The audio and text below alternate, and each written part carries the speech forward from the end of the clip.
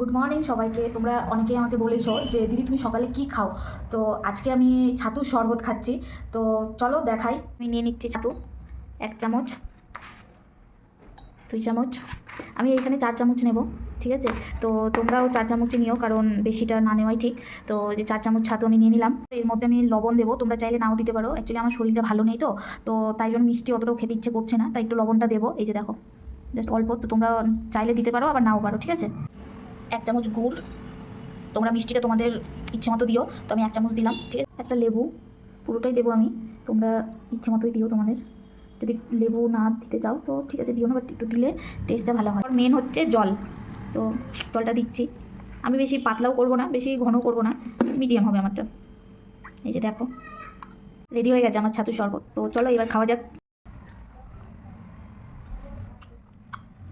দারুণ হয়েছে, দারুণ। তো ঠিক আছে, সবাইকে বলবো সবাই ভালো থাকো, সুস্থ থাকো, ঠিক আছে? টাটা।